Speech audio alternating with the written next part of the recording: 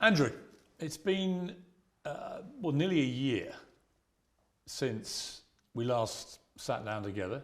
Very different time. It was in my London studio, and 8 days after that, you got arrested. What's the year been like for you? It's certainly been an interesting one.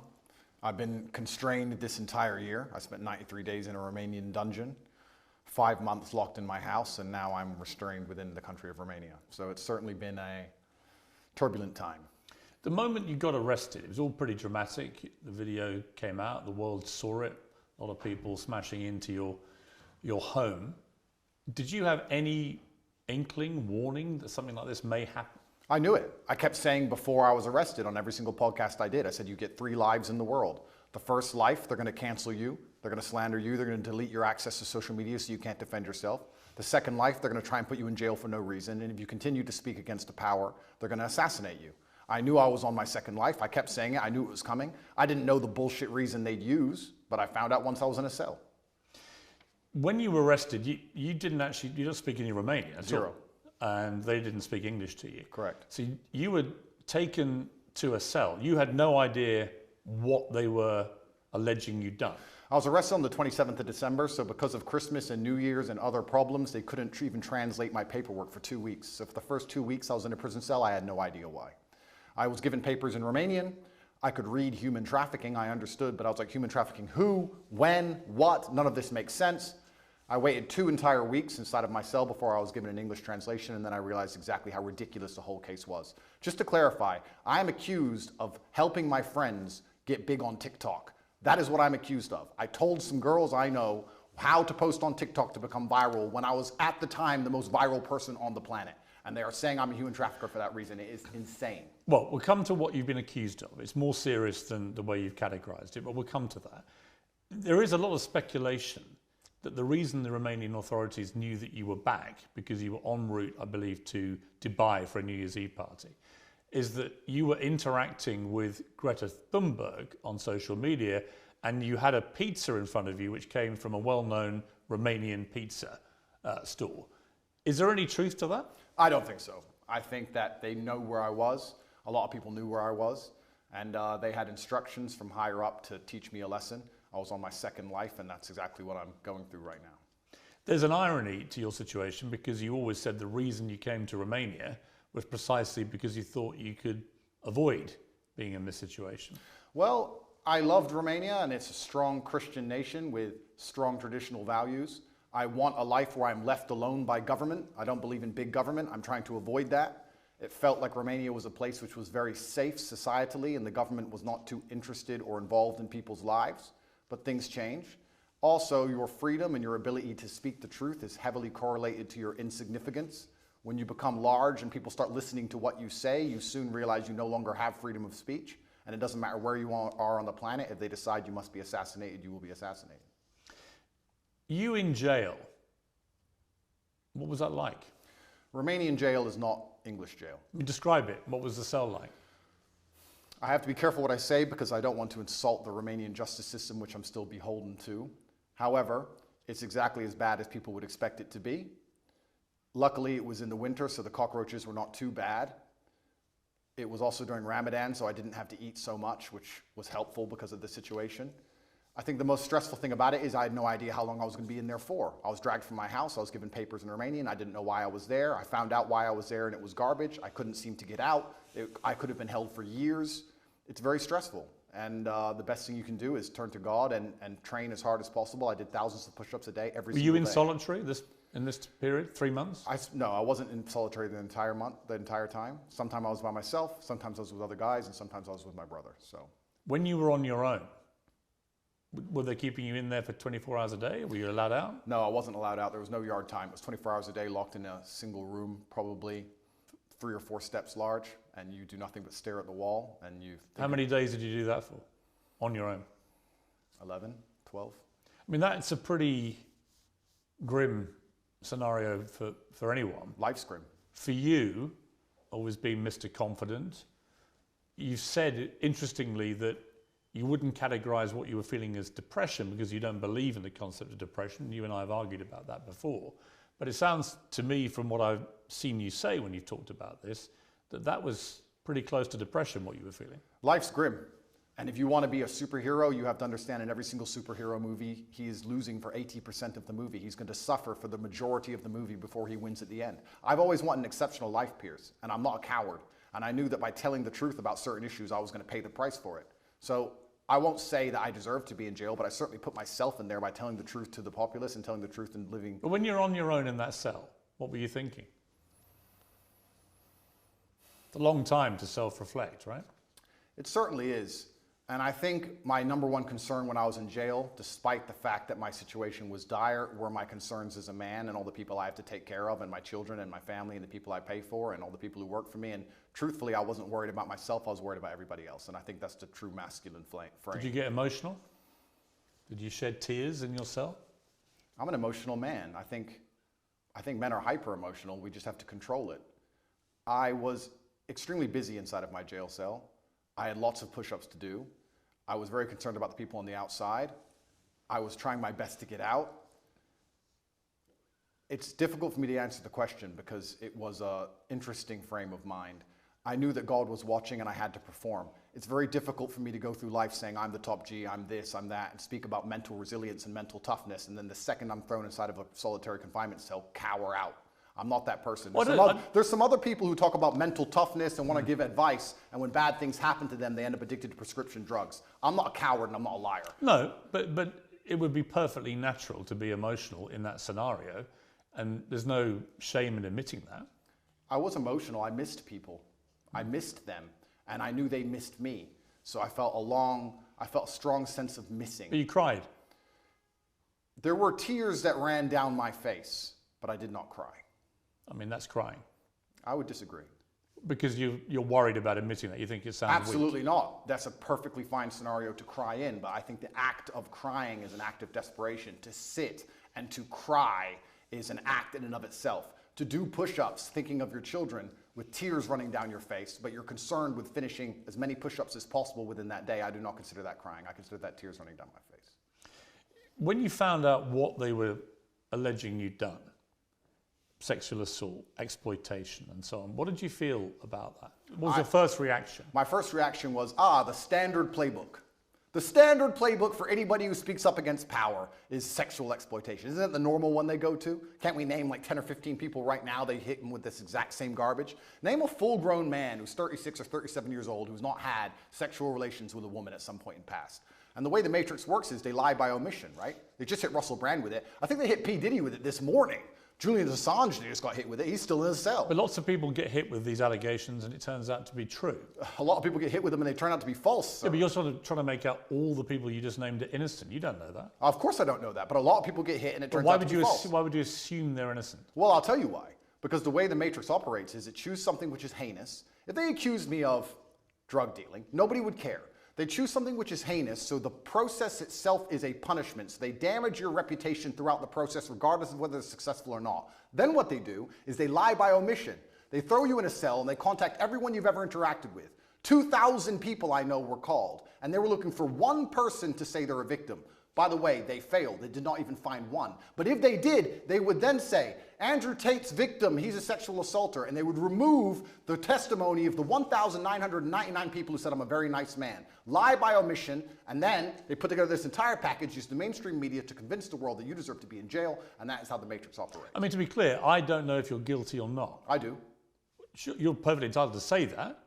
And you know, right? Of course I know. But I don't know. And I will await any trial that comes to see what comes out in the trial and see what happens, right? So I'm not going to prejudge the trial. I'm not going to judge you and say, I think you're guilty. I don't know, right? We are where we are. You've been charged with serious crimes and it's likely you'll face a trial and we'll see how that all plays out, obviously. Going back to jail, how were you treated by other people? Everybody in jail was extremely apologetic to me. All of the staff, the police officers, everyone who worked in the jail, the person who served me my meal, everybody was very sorry for what happened to me. They made it very clear they knew it was garbage, and they were apologetic. That was the only vibe I could give you. They were kind of like, listen, you got too big. I'm sorry. This is how things work. And sorry, here's your meal. Nobody had any real problem with me. None of the prisoners had a problem with me. Did you get into any fights? There was a couple scenarios where violence could have occurred, but I think once people realize that violence is a certainty and that you do not operate under a fearful realm, they often aren't so interested. So people threatened you? I wouldn't say they threatened me, but they would have liked to have got the opportunity to threaten me. And what happened? And they realized that would have been a bad decision. And all in all... Well, what did you say to them? Because you don't speak Romanian, so... I didn't, you're right. I actually used a quote from Street Fighter. I said, I quoted Dowson, and I said, they do not understand the secrets of yoga fire, because I knew they had no idea what I was talking about. It was near the washing machines, and they looked at me like I was completely crazy, and they walked away. There's more than one person? Correct. And they made it clear what? That they wanted to... I have to be careful what I say, because I'm still beholden to the Romanian judicial system. Yeah, but that's just an incident in jail. That's Correct. nothing to do with the system. An incident report was written, and it's better I don't mention it. But there was a direct threat to you. I've had threats, yeah, and I have threats every single day of my life, and I think jail is a hyper-pressurized version of reality, and you need to have an extremely strong mind so you don't attack yourself, and an extremely strong body so others don't attack you. And I understood that there was a threat of violence at all times, and I just decided to go through life extremely respectfully, but make it clear if that's a decision somebody else wants to make, that I'm prepared to partake. One of the things I would think about, other than my family, immediate family, but one particular member of my family, if I found myself in jail, would be my mother and what she would be feeling and what she'd be thinking. She's been incredibly supportive to me. I know yours has to you. Did you think about your mother? I was extremely concerned for her. I was concerned because the media establishment were hounding her. She was obviously very worried, but she knew she raised strong sons. But we're her number one protectors, and I was concerned for her. I wasn't concerned for myself in jail. I didn't even suffer in jail as much as I did when I got out. I didn't have nightmares in jail. I had nightmares once I left jail. I was in the middle of a battle. I don't think you get PTSD while you're fighting. You get it afterwards. I was in the middle of a battle trying to make sure that everybody I love and care about is taken care of and trying to make sure that bills are paid. Please understand, the day I was arrested, which is a year ago, every single bank account that I have was frozen. All of my assets were taken. I haven't had a dollar of money since January. You had 10 cars taken, I think. 15. 15 cars and how many properties? 15 cars, 6 properties, 20 diamond watches, gold bars, cash, land, every single bank account, millions and millions and millions of dollars. What was the total value of everything they seized? 16, 17 million. Pounds? Yeah. And they took all of it. And I still don't have access to any of these things. I mean, as we're doing this interview, you're expecting to hear sometime today as to whether you may get those possessions back. Is it all or nothing? Do you get it all back or nothing? Correct. As we sit here, the judge is deciding whether I get all of my items returned or I get none of them returned. And truthfully, under the law, I should have never had them taken in the first place. So we're going to see what the judge decides. And I have to put my faith within the Romanian judicial system. I have no other choice. I'm not a coward. I'm not going to run. But let's not talk about the Romanian judicial system. Let's talk about the judicial systems of the world. I've recently seen some very scary decisions in America and England and these Western democratic nations. You see people doing 20 years for attending peaceful protests. So you start to sit and wonder when you're in these situations, what is a trial? What is a judge? What is this? These are just people in a room. Which peaceful protest are you talking about? There's been a few. And who's got 20 years for attending a peaceful protest? I don't want to say names. I saw it somewhere on Twitter. Somebody attended, I think it was a protest, a pro-Trump protest, and they ended up getting 20 years. Well, if you're talking about the January 6th riots, they were riots where people died.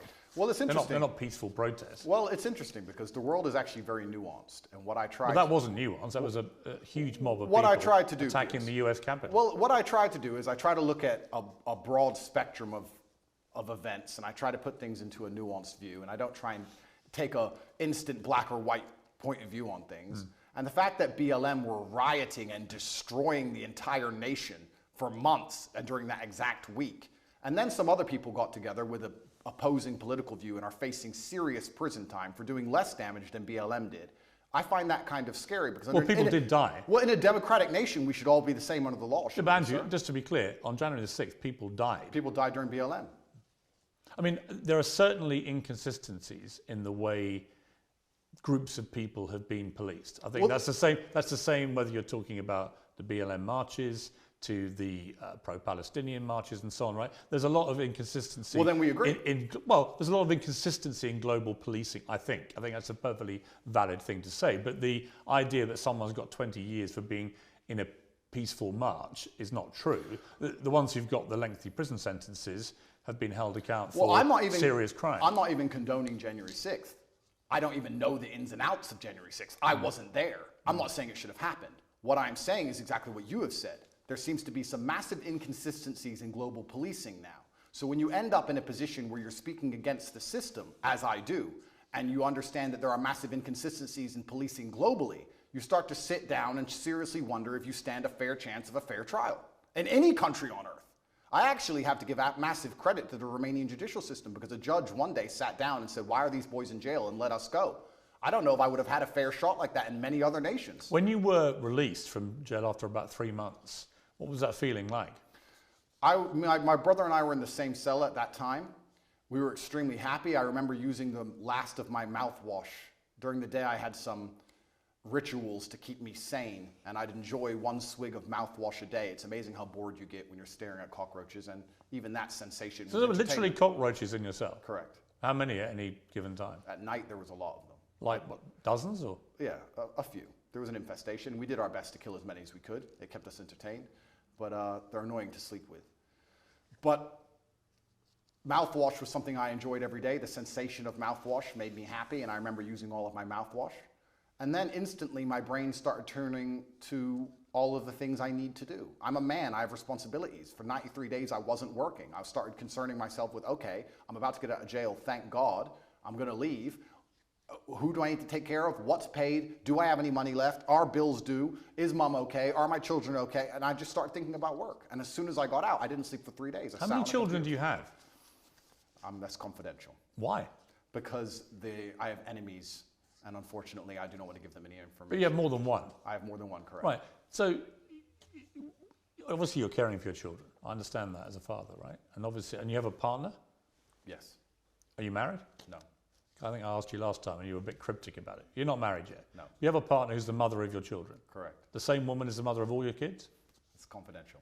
It's a bit stupid to say confidential. It is confidential, Piers. It's I confidential. don't think you marry and have kids with is confidential, surely. It is, for me. Really? Of course, I am basically #1 enemy of the state, Piers. Look what they've done to me.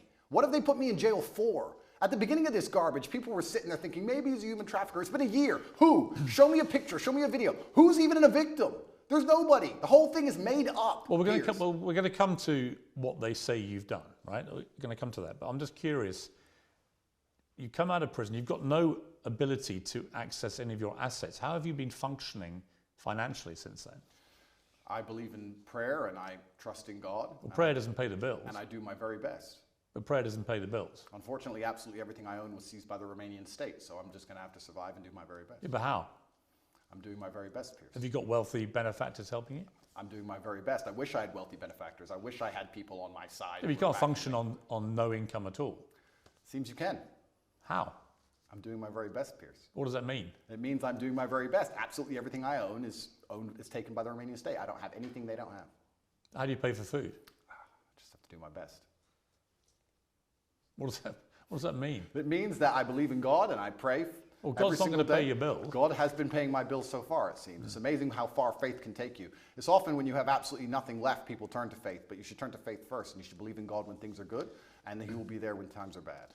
Initially, you were put on this sort of rolling 30-day house arrest, and they kept renewing that month by month by month. And then in June, you and your brother and 2 others were formally charged with rape, trafficking, and forming an organized crime group to sexually exploit women. And there were 7 alleged victims named in the indictment. You said at the time, I look forward to being found innocent.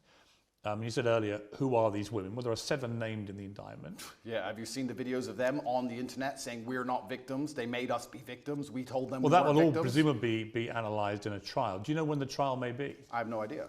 It's going to be a long... Do you believe it will happen? I'm not sure. It could get to a point where a judge, anytime before the trial, decides his case is garbage and throws it away.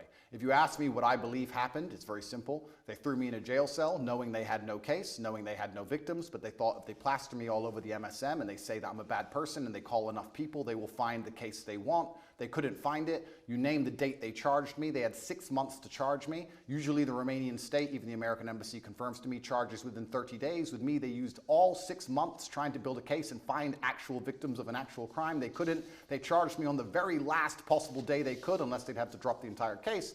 And they charged me with garbage because they have nothing. There are no victims. I've done nothing wrong. And they've tried very hard. And let me say something very pertinent to the audience here. It's very difficult when you're thrown inside of a jail cell. You do not have access to social media. You do not have access to money. The entire MSM establishment are calling you a bad person. Hotlines are set up saying, if Andrew Tate's ever hurt you, call this hotline. You're a rich person where people may want to get money from you and exploit you and extract resource from you.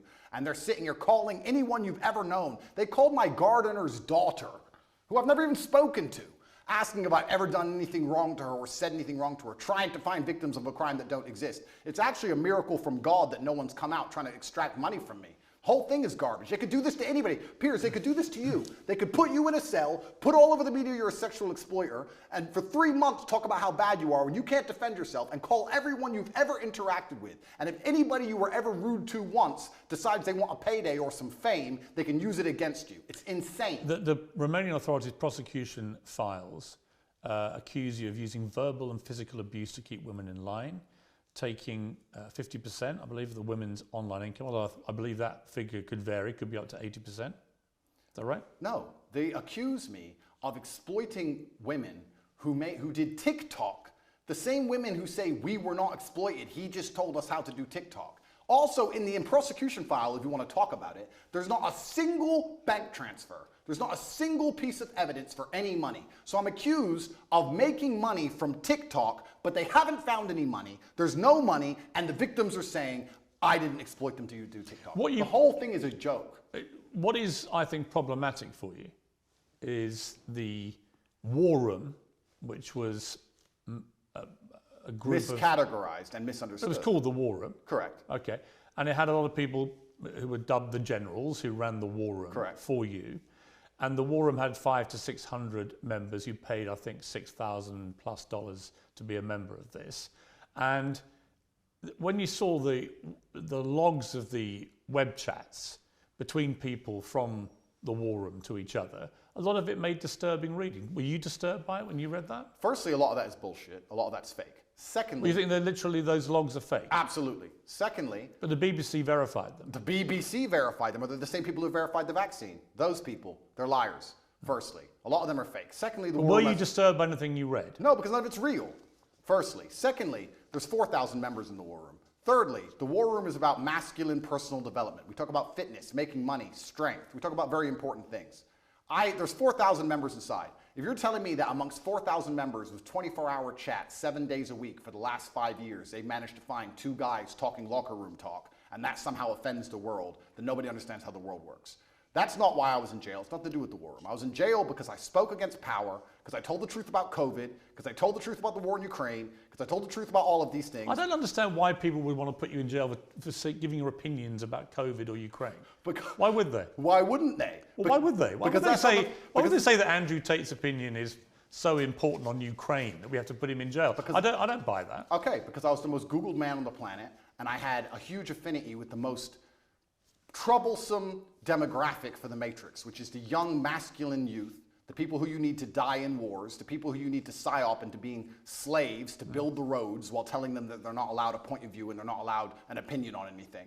And I was saying things which was going against the narrative. And the Matrix, the way it operates is it uses the MSM to purport lies, to inject slave programming into people's brains so that we live lives which are not good for us but are good for them. And I was sitting there unplugging it. Why would they sit there and say, we've put together this massive psyop, we're going to convince everybody to inject themselves with poison, and we're going to lock everyone in their houses, and it's all a lie, and we're going to let this one guy who everyone listens to... Andrew, it wasn't all a lie. Yes, it was. It wasn't. There was a new novel coronavirus.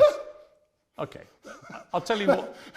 I'll tell you what the facts were, and you can then laugh at them if you wish. Sure. But there was a novel coronavirus, COVID-19. It was killing thousands of people a day. Really? Yes, That's absolutely. Scary. Yeah, and I know people who died.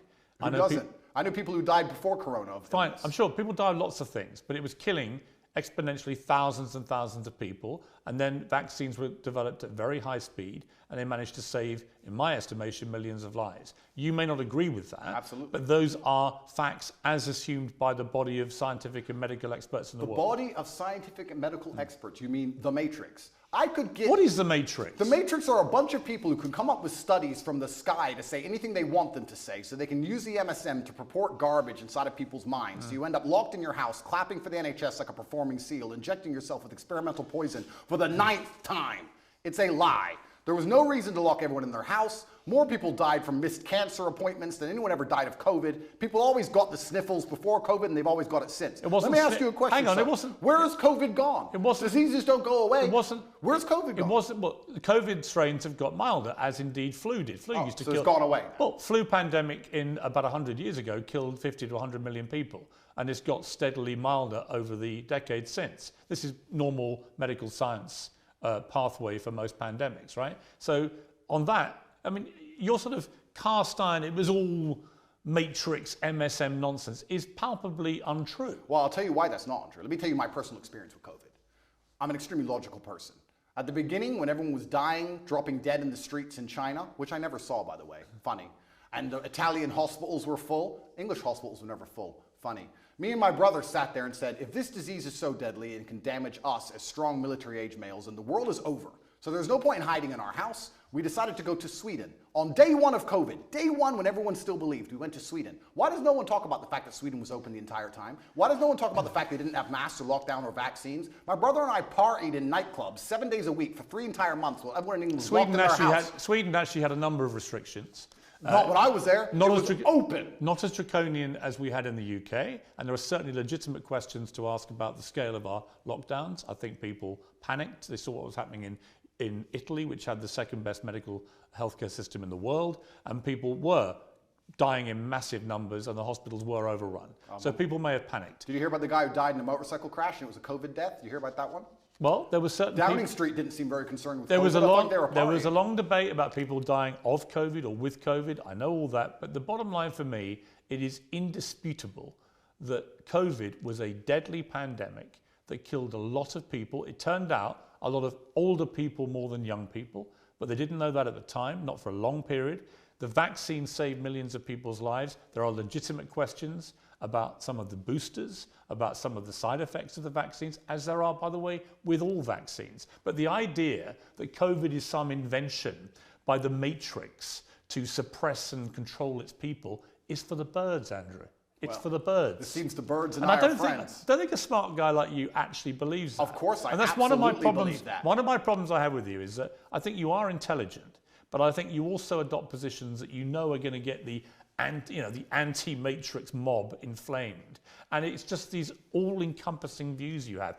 COVID was a load of nonsense. Vaccines are all dangerous and killing more people than they say. Never said that. I said the COVID vaccine. Well, COVID vaccine, well, you don't think they worked? No, of course not, because the idea of course a vaccine, they worked. The word vaccine in and of itself is that you get... They save millions of lives. If you get a vaccine, you do not get the disease. They changed the definition of vaccine in the dictionary so they could continue to inject us with this pointless poison.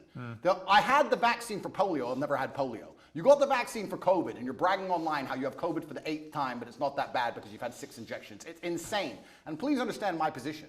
Please understand that I'm a person who doesn't believe any of these studies, don't believe any of this garbage, don't believe the Matrix. I'm a person who was in Sweden for 3 months as everyone was afraid, locked in their houses, partying at will. It was perfectly fine. They had a lower death rate than the UK. They had a much higher death rate than their neighbouring countries in Scandinavia. Did you know that? They had a lower death rate than the UK. Did you know that? It doesn't, no, I didn't know that. It doesn't matter to you? Of course not. So you wouldn't compare them to their immediate neighbours. You'd only compare them to a country in the UK. If you think lockdowns worked, Piers, if you think lockdowns... I think lockdowns were only acceptable as an immediate panic move, which it was, before there were vaccines. The moment they had a successful vaccine program that worked, then there was no justification for further lockdowns. You're a very important person, and you're very well respected. I'm not important, I'm a journalist. No, you're very important, and you're very well respected within the UK, and you've been famous for a very long time. Were you invited to the party at Downing Street, or were you not in that circle? No. No? Oh, that's a shame. And I thought the behaviour... Because they seemed very concerned about COVID on the TV, and by the way, they didn't seem to give a shit as soon as the TV was on. I thought that was disgraceful. And I thought Boris Johnson and the people working at Number 10 who were having those parties, when I had friends of mine who were literally saying goodbye to their mothers on FaceTime on their phone because they weren't allowed in to see them. I knew people in care homes where it ripped through and killed a third of the people in the home in 2 weeks.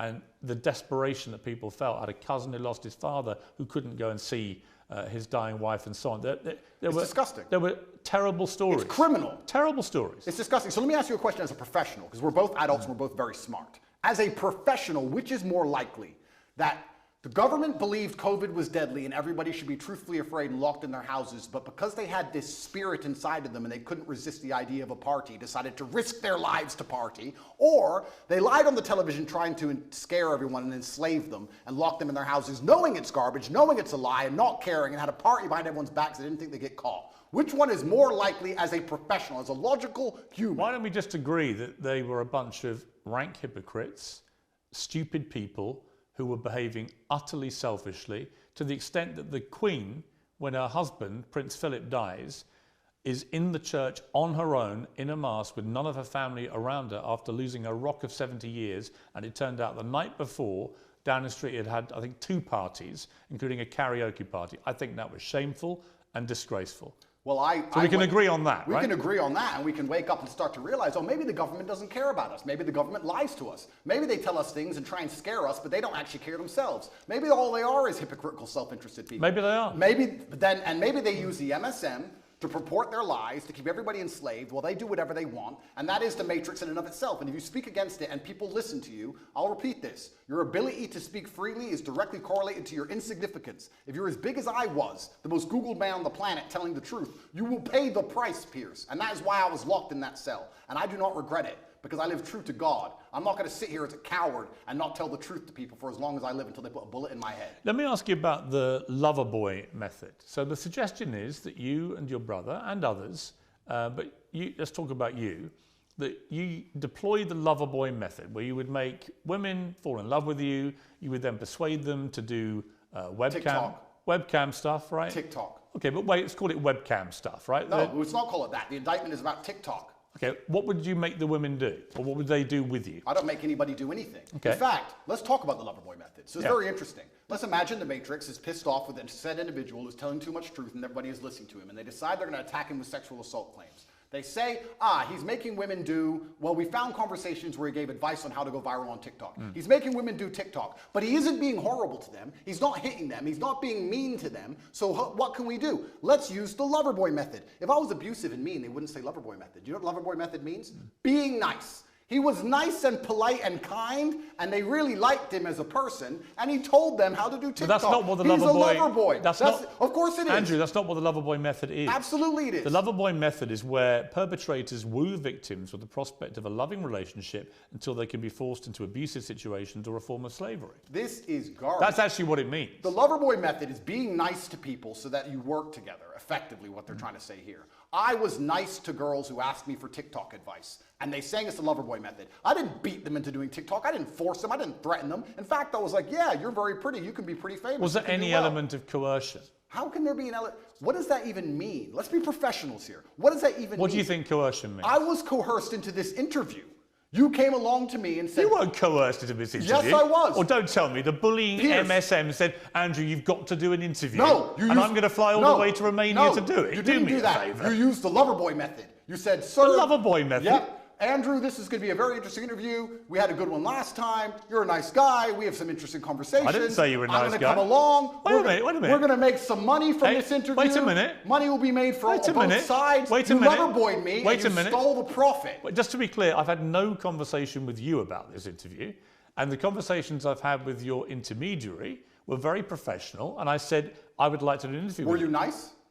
I'm always nice. Loverboy. You can't believe you used niceness to loverboy me because this is a profitable enterprise and I was coerced here. I make no pretense that I've come all the way from London to Romania to interview you because, yes, I want to do it on my show and that will clearly benefit me and my show. Am I a full-grown consenting adult who decided to do this show? Yeah, but you're not being coerced into doing this. Am I a full-grown consenting adult who decided to do this show? Yes. Okay, so I wasn't coerced, correct? But what's that got to do with what I've asked you? Because you were nice to me and you're saying that... I wasn't nice to you. I didn't even talk to you. Being nice is the loverboy method, and that adults have no personal responsibility. And I wasn't nice to someone; they become your slave. I wasn't nice to you, and I didn't call you a nice guy. I feel loverboy. I feel loverboy. Do you? I'm sorry. Well, I'm sorry. It's fine. You had a website, Hustlers University, offering courses teaching husbands and boyfriends how to get their partners into webcam. Absolutely false. The Hustlers University, which you can go to now, actually, we've changed the domain, it's university.com, is a school which teaches modern wealth creation methods. We teach people how to make websites, we teach people e-com. Why did you call it a PhD, pimping hose degree? No, you're talking about an old video which was made satirically. But why did you call it that? Oh, that was satire. Of course it was. 9 years ago, the internet was a very different place. And if you're going to sit here and say, oh, 9 years ago, you said stupid things on the internet, it's not a gotcha moment because every single person has. So have you. No, but you'd be very... So have you, because you advocate for the vaccine, sir. So yeah, you absolutely. said stupid things on the internet. Yeah. Life, that's how things go. It's satirical. I also said I'm an astronaut. Do you believe I've been to the moon? Because I haven't, believe it or not. Hustlers University teaches children how to make websites, and it's... There's only one reason I'm asking you. Advice. Only reason I'm asking you. You've repeatedly said in interviews since you were arrested that you have never categorized yourself as a pimp. You don't think you're a pimp, right? Well, what about all the rappers? Did you ask Ice Cube if he's a pimp and a murderer and a drug dealer? I'm not Jay-Z sold crack. I'm not interviewing them. I'm asking you whether you have at any stage in the last 15 years been a pimp. Of course I've not been a pimp. I've said I'm a pimp. I've said I'm an astronaut. I've said I'm a cowboy. I've said I'm the strongest man in the world. I've said I'm James Bond. Throw me in jail. Are you just... Put me in jail. Okay. I deserve it. 9 years ago, I made a joke on the internet. So here's my question. Are you a fantasist? I'm not a fantasist. Do you have a persona that's just not you? Of course not. I am me. Well, if you are you, why would you repeatedly call yourself a pimp and then now say you've never been a pimp? Are you going to sit here and say that because I've once said, oh... I'm curious whether if you're trying to say to me you didn't mean any of the things you said. So I'm asking myself, well, why should I believe anything you say now? In other words, is what you say actually what you mean? Is Andrew Tate real? Or do you have a complete persona that you've fueled for money that has nothing to do with the real you? I don't know. You tell me. I exaggerated on the internet 9 years ago for comedic effect. I'd walk into a nightclub and there'd be girls at my table, like every other man who walks into a nightclub, and I'd say, pimpin'. Oh no, put me in jail. 93 days was not enough with the cockroaches. I should go back. This is a matrix attack, Piers. Every single person, every single man out there has done things worse than I've done. In fact, I will argue, if you put 99.9% of men through the level of scrutiny I've been through by multiple federal agencies, you will find a lot worse than him saying he was a pimp on the internet 9 years ago. You will find actual genuine crime. And I've done nothing. I live true to God. This is all garbage, and it's not real. Like I said to you, I don't know if you're guilty or not. I do, okay. And I am not guilty. No, it's a matrix attack. I want to be clear to you, I'm not preempting your guilt. I've come here with a completely open mind. You've been charged with serious offences, but I am not going to judge you because I'm not a judge. This is not a courtroom, right?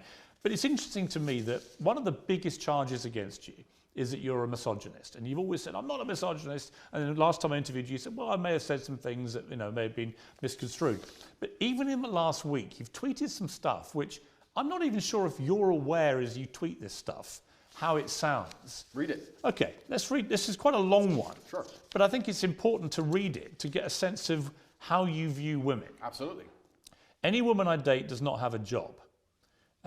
Okay, so the woman you're with doesn't have a job? No. Okay. Do you date other women? Sometimes. And your partner's fine with that? Obviously. Yeah? And you're fine with that? Why wouldn't I be? Well, you think it's fine to be dating other women when you have a mother and a I think we're kid? consenting adults and everybody can make their own personal decisions. Okay, fair enough. Why would I be working so hard, you say, to have hundreds of millions for my woman to waste her life enslaved pennies? No.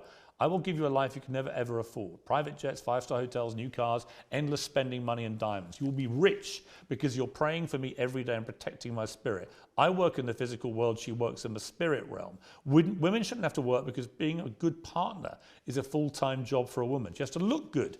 All the beauty treatments are time intensive. Not about money, it takes a lot of time. She has to train every day and stay in fantastic shape. Shop to look amazing next to me. I know there are some men who do 100 times more than this on a daily basis, but women are not as organized as men, and achieving anything significant causes them huge amounts of stress. Yeah.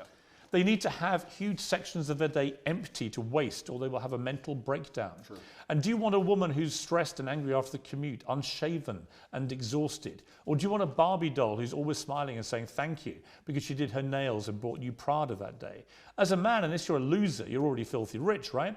You can get endless sex anyway. Girls are easy. So what can a girl give you? Happiness, vibes, always smiling. Take the edge off a stressful life. Can she always be happy if she's been working all day? No. Just to wake up at 11, gym till 1, one appointment and some shopping. dress beautiful by 7 p.m. for you to finish working and tell you how strong you are. No matter how pissed off you are, just to always be laughing and smiling and writing you little notes about how you're perfect. And just to be playful and funny. She can't do that if she has a job. So your job is being my girlfriend, and now you're a millionaire. Congratulations. Behave and aim for the promotion to wife.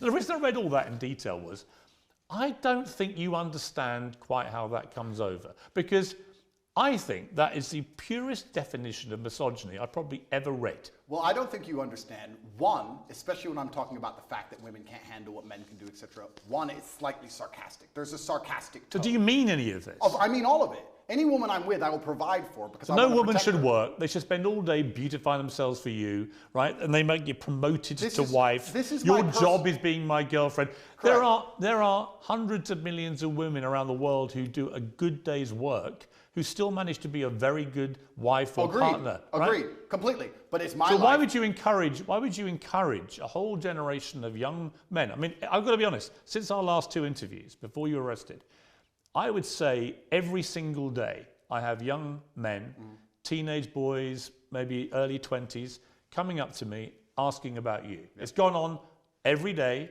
since I interviewed you. I'm very aware of your reach. I'm very aware of your influence. And whenever I've been asked about you, they say, what do you think of him? I said, I don't really know. I find myself agreeing with 60 to 70% of the things you say. And I do, because I think a lot of the stuff you say about empowering young men to be confident, to work out, to take care of themselves. To have enough money to not force their woman to work. Right, but that's the bit. That's the bit where when you stray into that kind of language, particularly in the detail where you reveal what you're really thinking, the kind of pathetic, soulless life you want for these women. Where does it allow for being a mother, for example? Absolutely, How does a mother of your children manage to find time for being a mother in this routine of love and devotion to you? How does having a job give her time to be a mother? This gives her all the time in the world to be a mother. One, it's slightly sarcastic, firstly. What do you mean? Well, you can tell by the tone. Do you mean you don't mean it? No, I mean it. Well, which but it's slightly sarcastic. Well, sarcasm means you don't mean it. No, I mean it. But it's slightly sarcastic. Well, you either mean it or you don't. It's either sarcastic or it's not. I mean every single word. But this is the conundrum with you, Andrew. Sarcastic. This is the conundrum with you, right? It's not a conundrum. If you'd let me explain, it's not a conundrum at all. You tweet, and also, you would be very tweet this. Interesting. I tweeted this out. I get thousands of women begging me, inboxing me, saying, finally a man who understands he needs to provide for a woman so she can be her best self. Right. This is exactly the kind of life that will allow No, to become there a are mother. definitely women that will absolutely love to be so why don't you, treated like this. Are they this. misogynists? No, but what I think they're people who just basically, it's the old sugar daddy thing, right? They want to have a rich guy who's going to pamper them and take care of them. They don't have to do a day's work. They just have to make themselves a good partner look is good a for day's you. work. Well, so you say. Yeah. But it also, the language that you use here seriously diminishes women who do work. You make them out to be, well, you're not doing your job as a partner or wife. You should be doing your job, which is just to devote yourself to his pleasure and making him happy. Well, it's actually interesting you say that, because I'll put a lot of the fault of this on men. Let's if you want to gender the argument, let's do that. I think that a lot of the reason why women can't live this life, if they so choose, if you're a woman who decides to work, then go to work. I don't care. But if you're a woman who decides she wants to retire, it's because she can't find a man who could provide for her at this level. Do you think when a woman marries a billionaire that she wants to go get a job in Starbucks? Because in my experience, when they marry extremely successful men, they don't want a job. I'm sure Ronaldo's wife isn't begging to go work in IKEA. Actually, Ronaldo's wife works very hard. She works for herself, which is different. And her family. Of course, yeah. Which is different. She's a hard-working woman. Absolutely, because being a fantastic partner and having a bunch of children is a bunch of hard work. And she also finds the energy to have businesses on the side. Fantastic. Right. But you, but you don't want women to have businesses. No, I'm saying if you're with a man of my stature, you don't have to work. Now, if I met a perfect woman and we were together and we were happy. When you say a man of your stature, with respect, right now you have no income, no possessions. Correct. I'm completely and you're facing broke. serious criminal charges. I mean, I'm not quite sure what stature you think you're currently selling, but it ain't great. Okay, well then it's a shame all those women inboxed me after I put that tweet out saying, I've got we agree with you. I think you should interview I all met of a them woman for their yesterday who, when I misogynistic said I views. was coming to interview, was immediately like, oh, can you put a good word in for me? Of course. Sure. You have a definite appeal to a certain type of woman. There's no question. I think providing for a woman if financially is a man's responsibility. If that means I'm a misogynist, then I'm a misogynist. No, I think so you accept you are a misogynist? No, I think a man should provide for a woman financially, completely and utterly. If she wants to work, if my partner were to say to me right now, I really feel like getting a job, it would make me happy, then I'll say work. But she doesn't have to. Her job is looking after the children, looking after me, and being as happy as possible. If you think I'm a bad person for saying, if you actually read that, read the subtext and context. I read it all out. Okay, good. Then you'll understand what I'm saying. You know I did. You heard it. Absolutely. So what I am saying is, I am a man. My life is stressful. My life is pain. I go to jail. I suffer. I have to deal with making money. I have constant, endless headache. I do all of that so I can give you everything, but then I get to have you. Your job is to be happy. I want you to smile. I want you to look your best and feel your best all of the time. If am I a misogynist for saying that I go through so much pain so that we can be financially secure, so I hope the woman I care about does not have to work a job. If that makes me a bad person, then so be it. Because all I'm saying is I want to take care of her in every single realm. I take care of her physical safety. I take care of her financial security. That is my job as a man. And if more men acted like me, you will see that the world would be a happier and better place. The women who say, I really want to work, I want a career, that's their prerogative and their decision. They're allowed to do that. But also, often the reason they do that is because they can't find a man they trust to take care of them. No. I've had this from women in their own mouth. If I found a man who was financially secure and as smart as you, I wouldn't be doing this garbage job either. Why was I psyoped into working to pay taxes when I should be at home having children with a man I adore? It's a psyop. Andrew, there are so many women that will listen to that and be laughing and mocking you. Say, don't be so ridiculous. I have a job that I love.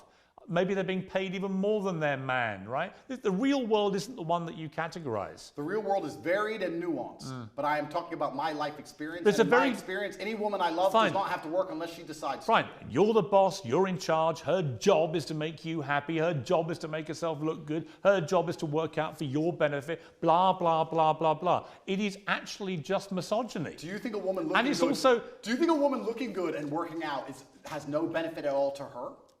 Of course it does. Okay, so it's not for my benefit, then, is it? No, but you see, but when you talk about no, I don't. When you talk about young men and you tell them to work out and take care of themselves, I cheer you on. Right? I want that. I've got 3 sons. I want them to feel that. Don't you want them to become very rich and successful and have a woman who relies on them and have a beautiful family? No, but I don't want a woman who's subservient to them. Why is subservience? Why is a Literally, woman the tone of the tweet I read is subservience. So you did another tweet this week. Men love by telling you what to do and not allowing you to make stupid decisions. We save you from the female inclination to make stupid choices.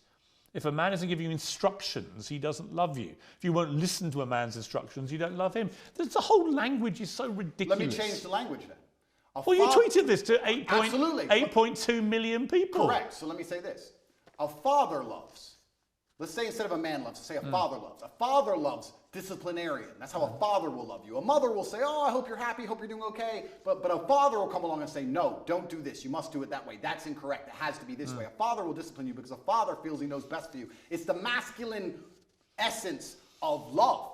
When a man loves, he shows that he cares via degree. There is a massive difference between a relationship between a father and a child and between a man and a woman in a relationship. Completely. And I'm not sure you quite get that. No, there is a difference. But I would argue, Piers, I would argue in the happiest relationships, it's a traditionally masculine role in which the man plays and provides. The female is traditionally feminine. The man is the head of the house, not in an abusive way, doesn't beat her up. I'm talking about the man being the head of the household, like I would like to believe you're the head of your household. And he comes along and says what happens and what doesn't happen because he's the man of the house. No, that's not. That's actually not how most households operate now. Well, then it sounds like we understand why the entire world's a mess. Because only 10 years ago, that's exactly how the households operated. There was a man of the house, and now we have no longer any clear defined roles. There's no longer a man of the house. You want to talk about knife crime, kids doing drugs, the crime rate, all of these problems. You want to talk about all of the societal ills we face. Perhaps it's because we don't have any men in the house anymore. Perhaps we need to bring the man of the house back. And the man of the house will come along and be a disciplinarian, and he will make the set rules and the creeds of that house. He will say, within this household, we don't take drugs. That stands for the woman I am with, the children who we have birthed. Nobody takes drugs in this household because this is my house and I'm the man of the house. So it sounds to me like we need to bring it back, sir. Yeah, listen, it's all good macho stuff, okay? And I know lots of young boys who listen to this and go, wow, that's how I should be. Then I read the detail of your tweets. And again, come back to this. We save women from their female inclination to make stupid choices. Females are emotional. If a man isn't giving you instructions... Now, females are emotional. Hang on. Piers, he doesn't love you. All this stuff is designed to, exactly as you've just articulated, is designed to make young men feel that the only way they can be successful in life is to effectively have their women under control, give them instructions that, they have to obey. Don't buy women Prada, you'll end up in jail. You can buy them Prada, but let me finish my point. My point is that it seems to me, from reading your tweets, even now, that you have a blind spot when it comes to how they sound. It may be that the legal problems that you're in, which might be extremely serious, and we'll see when the trial happens, but it may be that in your head, nothing you've done is remotely inappropriate, because actually in your tweets you can see there's an element there of wanting coercion and control. You want to control women, you want them to be effectively your servants, slaves, for want of a better phrase. Slaves who get Prada and get to work out in the gym and get to look good. But you understand, do you understand the point I'm making? No, I don't. Which is that in your head, the line is blurred so much now with this macho rhetoric that you've actually lost track of how this sounds. Piers, all of the things Even when I read that stuff to you, I could see you looking at me and your answer is, I was being sarcastic. No. And I said, well, where? And then you go, well, no, I meant it. Well, it can't be both. I meant it, and I said you either mean it, effect. or it's, well, no, because sarcasm means you don't mean it. Piers, all the things you've just described. Do you accept that? No, You're a smart guy. You know what sarcasm means, absolutely. Right? I said it has a sarcastic tone for comedic effect. All the things I'm saying and the things I've said are basically the way the entire world thought only 10 years ago. You may buy into the PSYOP, you may buy into the new thing. I don't buy into any PSYOPs. We just talked about the vaccine, sir. Yeah, the vaccines weren't PSYOPs. Of course not. No. So I believe that there should be a man of the house. You had a polio vaccine, right? Correct. Why? Because I didn't get polio. I wouldn't have a COVID vaccine because I'd still get COVID. Plus probably myocarditis and have a heart attack. So we believe there was a man of the house 10 years ago. Do you think statistically more people got myocarditis by having the vaccine or not having it? I think statistically we need to bring it back. You don't know, do you? Why would I know? Why would I look at the statistics why would you bother that come from the matrix itself? So the matrix, so every fact you don't like, because it doesn't suit your agenda, you just dismiss as matrix bullshit. No, I'll give you a very simple way I view the world. COVID can't hurt me, so why would I take their injection? You don't have to. Point two. You don't have to take it. They tried to make us, including you. Yeah. You told people they should why? have the vaccine. You know why? And if they don't have it, they shouldn't leave their house. You know why? Because at the time, the scientists, and by the way, scientists is ever evolving. At the time I said that, the scientists said if you had the vaccine, it would prevent you transmitting the virus. The Matrix. That turned out to be wrong, and they issued updated advice saying further studies said that actually you could transmit it. And at that point, you know what I did, which you never do? I held my hands up and went, I was wrong because the advice changed, and now I would not say the same thing. That is called actually evolving opinions when facts change. That's actually how a civilized democracy works. Oh, is it? We live in a civilized democracy, do we, sir? I actually would argue that point with you for a very long time. I don't think we live in a civilized democracy. Another point I want to make here, if I had cancer or if I was at threat of a genuine disease which could actually harm me, would the NHS text me 10 times a day trying to get me treatment, or would I be sitting there waiting for 8 months to even get an appointment? They wouldn't care about me and they'd let me die. So the fact that they will endlessly text me and try and beg me to get this poison should have been an alarm bell for anybody with a brain. Actually, I tell you what the NHS has sent me. I'm a 58-year-old man. In the last few months, they've sent me one about a flu jab, which I'm going to have. Because I think it stops you getting flu, and flu's nasty. A COVID booster, which I won't have. I think I've had enough of those. I'm fine with that, thanks. They sent me one about having a check for bowel cancer, which I've done and came back negative, and so on and so on. The NHS texting system is for our benefit. You don't have to do it. No one's holding a gun to your head. The Matrix isn't saying, if you don't have this, Andrew Tate, we're gonna do something to you. Do you have any idea? You've not been treated in Romania by their system because of anything to do with COVID vaccines. And your attempt to try and persuade people that that's the case is ridiculous. And you know it's ridiculous. Do you have any idea how difficult it was to remain unvaccinated, Piers? Let me tell you from somebody who was unvaccinated and traveled the world. Do you have any idea how difficult that was actually to do? Yes, because countries have border controls. Oh, because they tried to force everybody. So to sit and say they weren't trying to force, you know what they did? They said, come get the COVID vaccine. It's good for you. It's going to help. They tried to coerce you by being nice. They tried to lover boy everybody.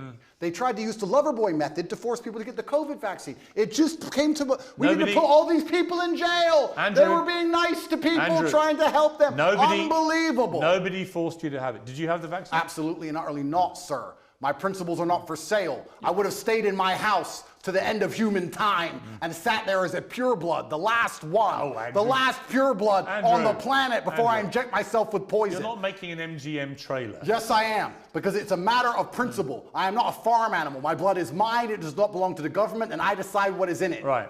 All right, so you have a polio vaccine, but not Correct, a COVID one. correct. So your brilliant brain has determined that you know more about the medicinal and scientific benefits of individual vaccines. And the polio one, you decided with your brilliant brain, well, have that. But even though a lot of people, by the way, have had side effects to polio vaccines, did you know that? Yes, correct. Is that the Matrix doing that? No, I didn't say the Matrix gave them the side effect. Oh. I've just told you all the reasons I didn't get the vaccine. Right. You've already described it at length. But you work out with your brilliant mind which vaccines to have. Correct. Okay. Correct. Okay. You realise You can join my email list on CobraTate.com. You can sign up for free, and I'll tell you which vaccines you should I wouldn't have. come to you for vaccine advice. Why? Andrew? Because you have zero experience. I didn't get the COVID any one. Advice. I obviously did pretty good. I avoided the poison shot while everyone else got it, so I'm actually pretty proud with my track record. What happens if you're found guilty of the things you're charged with? Well, then I'm going to have to go to jail, I assume. What's the maximum sentence you could get? I don't know. Yes, I don't. you do. I actually genuinely don't. You've never asked your lawyers? It can be between 3 to 8 years, I Right, think. so you do know. I don't know the maximum. But if you were to serve 8 years, having served 3 months and know how bad that was, Yeah. could you cope with that in a Romanian jail? Interesting question. Could I cope with it? Yes. Would I be the same afterwards? I'm not sure. What do you think even the 3 months did to you as a man? Well, it was a fantastic test from God to make sure I am the man I say I am, because I think there's a lot of people who speak about masculine excellence who are not the men they say they are. When trouble appears, you often learn that they are nothing but postures. I had nightmares for a very long time. I couldn't sleep. I struggled with certain things. I would check my bed sheets every single night for cockroaches religiously. I had a problem with that. But I never turned to therapy. I never turned to drugs. I understood that all of these things are from God and they're given to me so that I can become a stronger version of myself. And I welcomed them all and I embraced them all. And now that I'm a better, not completely, but almost better, part of me actually misses my nightmares, Piers. Part of me misses training all night. I didn't sleep for weeks, months. You said you didn't have nightmares. No, I had nightmares. I said I didn't have nightmares in jail. When I left, I did. And I kind of miss it because I had so much time in the day to get things done. And now I'm sleeping a full 6 hours. I feel a little bit lazy. So perhaps I need another test from God. And if God decides, Allah is the best of planners, if he decides I need 8 years in jail, then I will embrace those 8 years in jail and do my absolute best to come out as the most formidable version of myself. Have you felt suicidal at all in the last year? I don't believe in suicide. It's haram. I know, you said that before, but did you feel like you may want to end it all? I would never kill myself under any circumstances. So the day they put that on the news, when they finally take me out, you can know it's a lie. It's haram. I would never kill myself. Lock me in that cell for the rest of my life. I would never kill myself. While you were under house arrest, you tweeted this: avoid women who go to festivals. They're either on some loser's table who's feeding them cocaine or in a crowd of sweaty peasants because they're a sweaty peasant. Endless Instagram stories screaming and having fun to prove to the world they're worthless. Hard pass, festy hoes. Correct. I tweeted that, yes. Again, why would you categorise all women who go to festivals in such an unpleasant way? I actually categorized all men who went to festivals also. Did you read that tweet? Why are you gendering the argument? I think all people who go to festivals are stupid. It is peasantry. I've never been to a festival in my life. I'm not going to stand there and scream and jump up and down for some other human like he's God. I think the whole thing is embarrassing, all of it from head to toe. It's all sweaty peasantry and it's all just drug-fueled insanity. So why are you gendering the argument when I insult the women who go to festivals and also the men who go to festivals, because all of it is peasantry head to toe and I do not regret it. All festivals are peasantry. Anybody who goes, I do not associate with. I've never been to one in my life. I never will. So if you've never been to one, how do you know what they're like? I can see enough. I've seen the sweaty bodies bumping into each never other, been to high on ketamine, pretending that the song they heard on the radio at home is now more fantastic because they're listening to it from a loudspeaker. I get it, but just it's embarrassing. But to be clear, you've never been to one. Correct. Okay. My infinite brain that understands vaccines perfectly we've also established understands. we have established your brain is unique. Correct. You tweeted a picture of Amanda Holden, very good friend of mine.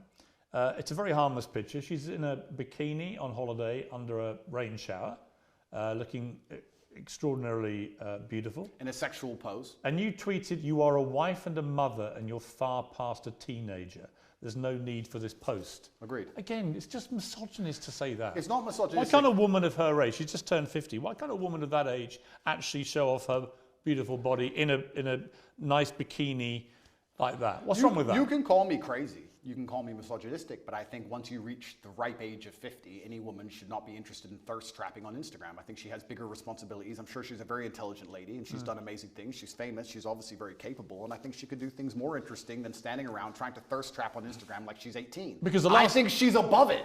I wasn't insulting her. I was reminding her that she's actually such a fantastic person. She's done such amazing things in her life and she's so achieved that she's actually above thirst trapping. I was reminding her of her worth because as a feminist, we're all feminists here, right? We all believe in women empowerment. I'm reminding her of her worth. Are you a feminist? Sure. Well, you're not, though, are you? I believe in feminine empowerment, and I think feminine empowerment is in... Yes, I do. And feminine empowerment is in modesty. Modesty is empowering for females. You only believe in... Taking your clothes off for men on Instagram is not empowering. It's empowering when you say, no man but my husband can see my body. That is female empowerment. And I was reminding her of that. I was reminding her of her ripe age and her intellect. And there is no need for that. How old are you now? I am 36. 36 years old. Correct. At what point will your antics, chugging your cigars and your ripped body in your compound with your security and your Bugattis, at what age does that become a thirst trap? I don't know if that ever stops being a thirst trap. So it's fine for you. Once again, one rule for the man,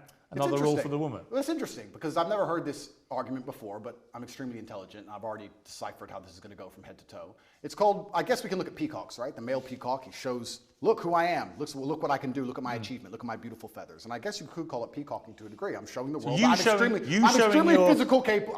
physically capable. Yes, that's correct. I'm extremely financially successful. But you stripping off for Instagram is fine. It's not stripping off for Instagram. I'm boxing. When you box, you have no top on. You do it all the time with your cigar and you're showing off your ripped body. That's fine for you. But if Amanda Holden dares do it, that is apparently thirst trapping. I think me boxing with no shirt on is different than a 50-year-old woman posting. You don't just box. I've seen you doing ones where you wander around all moody with your cigar and you're topless and stuff. So fine for you. Are you a fan, Piers? No, I just think it's thirst trap.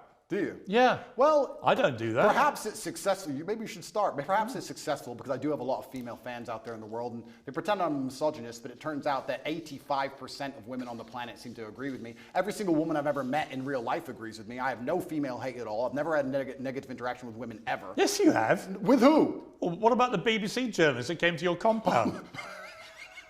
Lucy.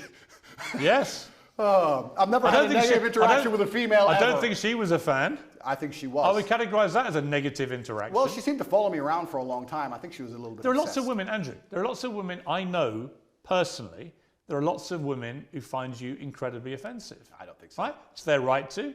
It's your Of course. It's your right to not care. Yep. But the idea that somehow you're this beloved person for the world's females, I think is not true. You are for a certain type of woman who likes to be treated in the way that you like to treat women. Well, let's counter that argument, right? Because the world, as I said at the beginning, is nuanced.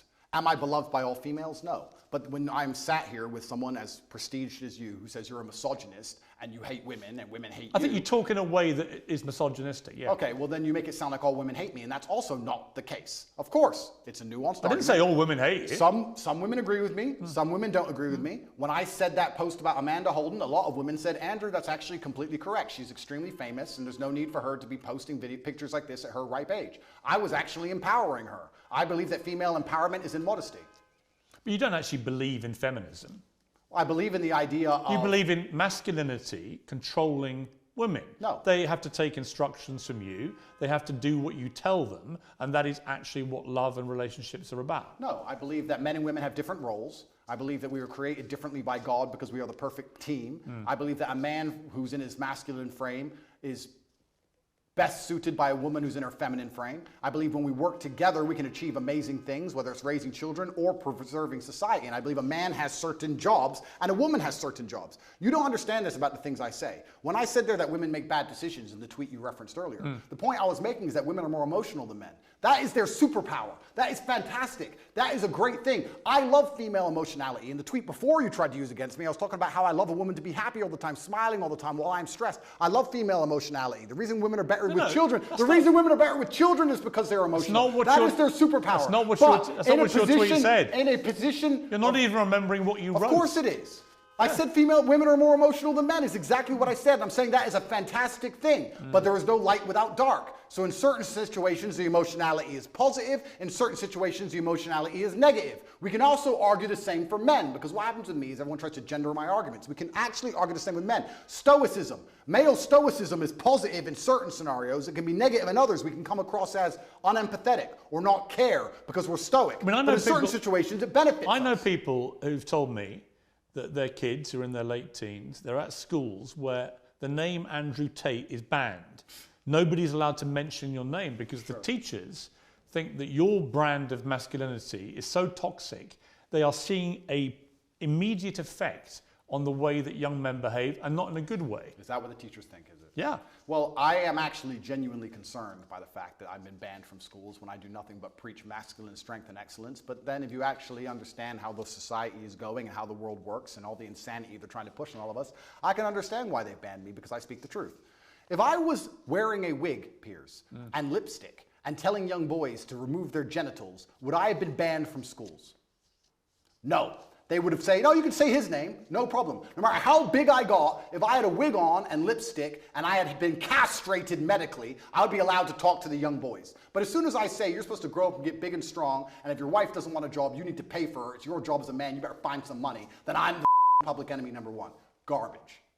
On that last point, you don't say if a woman doesn't want to work, a man should take care of it. You say a woman shouldn't work. I say my woman won't work. Right. I'm talking about my personal experience. I said any girlfriend of mine, because I'm in an extremely fortunate financial position. I was before Romania took everything, of course. I have hundreds of millions of dollars. So because I am in my position, I would not want my woman to work. I think there's more important things she can do. If you have hundreds of millions of dollars, where you said you had a worth of 17 million. No, I said they took 17 million. Piers. So where's the rest? They must have taken it. I think they have it. Or maybe I lost it. I think I lost it somewhere. You've never had hundreds of millions of dollars. Of course not. You haven't, have you? Of course not. You said they took all your assets. Exactly. Well, did they or didn't they? Of course, they took everything. I mean, they'll be watching this. Are they to assume that there are hundreds of millions more dollars they haven't got yet? No, they're watching this. That's right. They take absolutely everything. You have it all. Right. But again, is that all just the smoke and mirrors? Is that all just the top G stuff that you play up to, which has no bearing on reality? I was the most Googled man on the planet. I was the most relevant man amongst 18 to 35-year-old males, which are the highest earning and spending people on the planet. Do you really think that I can't pay my bills, Piers? Right now, yeah. Okay. Someone's paying them for you. Correct, you're right. Someone's paying them for me, you're right. My girl's got a job. She works at Starbucks. Exclusive, Andrew Tate's girl, top G's girl works in Starbucks to pay the rent. I've been exposed.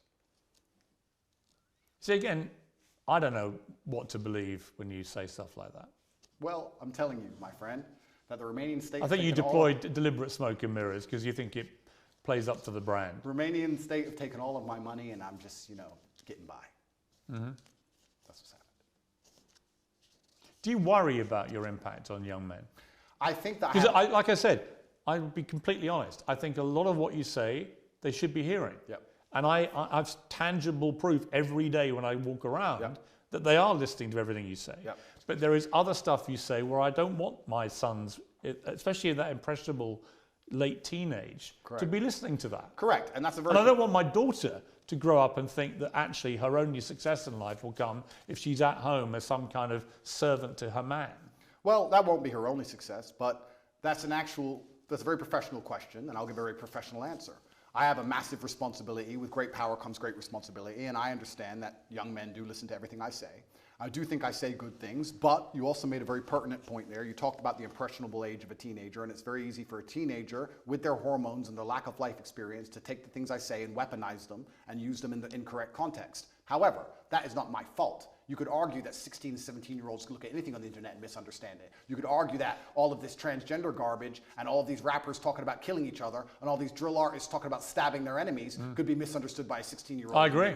So that's not my fault. However, on that I totally agree. Okay, so I have a massive responsibility. And you are held to a different account, actually, to a lot of those rappers. Absolutely. Right? There's no question. I mean, the far swing is when John Legend rewrote the lyrics to Baby It's Cold Outside because apparently encouraged sexual assault, but wouldn't say a negative word about any of the disgustingly misogynist and actually very violent lyrics of his rap friends. Absolutely. That to me is total hypocrisy. And it is hypocritical. However, unlike all of these other people, I have taken into account my massive power and my massive responsibility, and I try to make sure that I use my words as carefully as possible so that they cannot be misconstrued or misunderstood. Can I make sure that no teenager on the planet who listens to me ever misunderstands me ever? No, I can't do that, but I am doing my very best. What do I actually talk about? What do I actually say? What I do is I come along, and let me give you the broad overview of my message. You're a man, so your life sucks. It's always going to suck, and it's going to be pain. You're going to do nothing but suffer. You're going to suffer as a nobody, or you're going to suffer the pain it takes to become Actually, great. most men don't have that. But you're going to suffer as a nobody, because trust me, nobody suffer. Or you're going to suffer the pain it takes to become great. Life is not supposed to be a happy picnic. You're supposed to get up, work hard, dedicate yourself, get strong, get rich, go through whatever it takes to become somebody of significance. That's my overall message, and I believe it's a positive. You haven't got to get rich to be happy. No. In fact, most of the super rich people I know in life are incredibly unhappy. Really? So you're setting a kind of false dream. Well, a lot of rich people are miserable. Have you ever seen a rich person give and a their lot of money people away? who have very little money can be very happy. Have you ever seen a rich person give their money away? Yes, of course. Okay, do you give all your money away? Will that make you happier, Piers? I don't. Do you want the Romanian state to take it all? I didn't smile that day. And let me tell you that the reason I tell about men to become financially successful is for two reasons. One, because you have a job as a man to protect and provide, and you can do neither of those things if you are broke. That's the first reason. And the second reason I actually preach to young men to become as financially successful as possible is a greater, broader reason. And I believe we've entered a very interesting stage in humanity where the matrix is finally cracked. 3 or 4 years ago, there were certain narratives you could not talk against. But with Elon Musk owning X, and now we have Rumble, we have a lot more information on the internet, people are starting to tell the truth about many different subjects. There's a whole bunch of them we can name. And I like the idea of people who are free thinking with a free mind, who are not matrix controlled, making as much money as possible because it takes money to win wars, and I want these people to be financially successful. That's why I tell all of my fans who believe in me to become as rich as possible, because they understand that everything the government does is lie to them. And we need finance. You use the word truth there. I don't think it's necessarily that people want to promote truth. They want to promote their opinions. Often people's opinions on facts can be very different. People can take the same set of facts to different opinions. Doesn't mean it's the truth, right? Well, that's true. But I don't believe in this my truth crap, right? Neither do I. But there are facts which have to be accepted. And you can have an opinion about them. You and I can disagree about all sorts of opinions, but actually not facts. Okay, but I can argue this point where the matrix comes out with a fact, and all the opinions countering that fact are censored and they are destroyed, then that fact becomes de facto truth because it's the only version of reality which exists to be ingested by the mind. So you still need varying opinions on all public. Do you think that what you, let's put it this way. Sure. You would have relationships with women and encourage them to take part in webcam sexual stuff? No. Well, actually, yes. Why are we going back to this? Because there's one question I want to ask you about it, right? And both sides made a lot of money, right? Okay. And in most cases, because they haven't complained in most cases, you would assume it was a mutually beneficial transactional relationship, right? I can assume that because thousands of women have been through this and most of them haven't come forward and complained about the way they were treated. It was transactional. But was it moral? Do you think what you've been making money from, park the illegality aspect to one side, do you feel it was moral? 10 years ago, I helped women promote their profiles on the internet. Correct. 10 years ago. Firstly, I have not been involved with it for 7 years. It's not how I make money. I haven't touched it for a very long time. 7 years is a long time. You made a lot of money from it. I made some money from it a long time ago. How much? Some money. I can't even remember. Millions? Millions? Perhaps. Millions. You made millions of pounds. A long time ago. Well, hang on. It's important. You made millions of pounds from sexual webcam activity where you and the woman doing the webcams would make money. You accept that? No.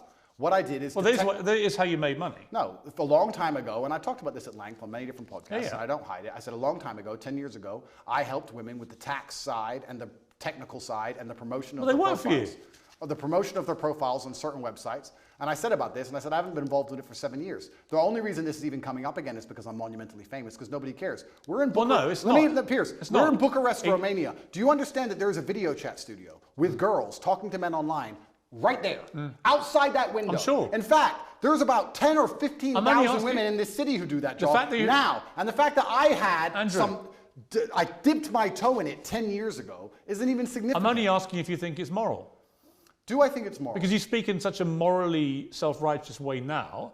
do you think that that was moral? Well, I wasn't religious back then, but let me sit and Because analyze. you're now, you converted to Islam. Yeah, correct. You're a Muslim. Correct. They have, a code Correct. of behavior.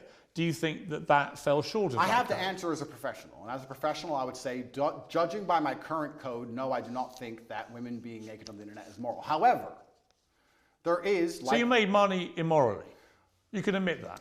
It's nuanced like all things, Piers. At the time I was atheistic. I know that some of my girls talked men away from suicide. A lot of men are ridiculously lonely. I would also say a lot of the lessons I know about men and how they think and how lonely and sad they can be and how difficult life is as a man actually came from that era, because I saw a lot of very successful men with a wife and with kids and with money pouring their heart out to some 20-year-old they never met about how sad they were. I learned a lot about the world, and I know that a lot of suicide was prevented, and I made a lot of women millionaires. But would I do it now? No. However, I'm in a very different situation now. I'm a different person. I'm religious. I'm also extremely financially successful. Please understand, Piers, I come from Marsh Farm, Luton. I came from one of the worst areas inside of the UK. I could have stabbed someone. All of my friends were breaking into cars, breaking into houses. Most of my friends are in jail. What did I do? I promoted accounts on the internet. You made money. Didn't sell crack. Didn't sell drugs, didn't rob anyone, didn't shoot anyone, and now, because I am successful, I'm going to be held to this moral standard by people who grew up in fancy homes with white picket fences and went to private schools. Well, no, actually... I am from Marsh Farm, Luton, and the biggest crime I committed was completely legally promoting internet profiles. Right. There are people around me who did far Actually, you're worse only going to be held for far less. No, you're only going to be held to the standard of the religion you've converted to, which you've already When you take said, the Shahada, all your former sins which you've are already erased. said would look at that as immoral. When you take the Shahada, all of your former sins are erased, and I actually encourage you to find the light and convert to Islam. Andrew Tate, thank you very much. Thank you, sir. I want to turn to the war between Israel and Hamas in Gaza. What is your view of this war? I think when you call it a war, you're doing a disservice to the people who are having their limbs blown off by some of the most advanced technical weaponry on the planet. It is a genocide, and it is disgusting. And it doesn't matter which side of the political spectrum you fall on. When you observe a genocide in front of your very eyes, you should be disgusted. Which side is waging genocide? The Israelis are genociding the Palestinians, and you know it as well as everybody else does. That. Well, then it seems like your bosses are not allowing you to know it. What do you think of what Hamas did on October the 7th? Why are you starting the story in the middle, Piers? Didn't. I just asked you about the wider war. I'm now asking you specifically about Hamas. I cannot professionally answer that question without talking about the context that led up to October 7th. Well, nothing, to my mind, justifies what happened on October the 7th. Nothing justifies what happened before October the 7th, Piers. This is the exact point. So you're talking to a man, I don't know what answer you expect from me, because let's forget the fact that I'm a Muslim. You're talking to a man who is fighting oppression to the best of his ability because he believes that the people in charge of the world are enslaving us all, to the point where I detriment my own life. I end up in a jail cell because I'm speaking against oppression. Then you're asking me what I would do if my family was blown to pieces. You're not in a jail. Hang on. You're asking me what I would do if another government came along and blew my family to pieces? You weren't put in a jail cell because of any oppression. Absolutely I was. No, you weren't. Of course you I were was. put in jail cell because you've been accused of serious sexual crimes. I would not have been accused if I was not monumentally successful in speaking the truth. Let me ask you again. It's a simple question. Some people can answer it straight away, including pro-Palestinians people I've had on my program. Many are very quick to say absolutely. Do you believe Hamas are a terror organization? And that's a very interesting question, but I think you're peddling asininities. Well, just answer the question. Can somebody do me a favor? Google asininities and find out if it's a word. I know what it means. If it's not, make sure it's added to Webster on Top G's orders. Okay. Just, are they a terror group? You're peddling asininities because I'll tell you why, Piers. Let me answer the question. No, I'm not. Of course you are. It's a simple question. That's like me asking... I'll tell you why I asked. Because the UK, where you were born, prescribes Hamas as a terror They organization. also prescribe me as dangerous to children in schools. Let me explain something to you, Piers. You're not prescribed as that. If I were to sit here and say, is stealing wrong? And you'd say yes, and I go, but what if the person stealing is trying to feed their family, and if they don't, their family are going to die? Is it still wrong? You're trying to take a very nuanced and complicated argument and reduce it down to one sentence, which is failure. You're trying to equate stealing with a mob of terrorists breaking over a border, going to peaceful... Is that what Israel did? Wait a minute. A mob of terrorists breaking over a border and killing people. Is that what Israel did? Going through a border on October the 7th. Oh, October the 7th. Massacring young people at a festival, massacring families in their homes in a kibbutz, setting fire to them, cutting their heads off, killing babies. Oh, killing 40 babies. That was true. Well, fine. Were the babies vaccinated? Why are you being flippant? I'm not being flippant. The point I am I making... don't find that funny. No, but the point I am making is that the media lies, firstly. No, Secondly... I can ask you about different things at the same time, right? Sure. So I'm asking you, first of all, specifically, what is your reaction to what happened on October the 7th? Sure. I'll answer the question professionally. I do not condone the loss of human life on either side. I think anybody doing anything which directly damages civilians is disgusting and abhorrent. However, I would be an amateur if I could not sit and pretend I do not understand the motivations behind either side. This is not even me taking a side. I understand why Israel is doing what it's doing. I understand why Palestine is doing what it is doing. However, I still call the Israeli actions absolutely abhorrent and genocidal. Okay, we're going to come to Israel's actions, I promise you. We will ask that question specifically. But in terms of what Hamas did on October the 7th, do you accept that was an act of terrorism? It's an interesting question because once it's not really. It is. It's a very straightforward question. Because you're the person who would have called Nelson Mandela a terrorist while he was still in jail, and one person's terrorist is another person's freedom fighter. I wouldn't have For me called to him answer that. the question, yes, you would have. For me to answer the question, I have to be very professional, Piers. For me to sit on the outside in Romania with no personal involvement in Israel-Palestine, it's easy for me to say yes, it was an act of terror. However, if I was in Gaza, if I was in an open-air prison, if my family had been annihilated by bombs from the sky, if everybody I knew had suffered the loss of a loved one, if I had no chance of any kind of freedom or democracy or standard of life, would I believe it was an act of terror, or would I believe it's an act of resistance against oppression? You have to be very careful how you answer these questions. So what do you think?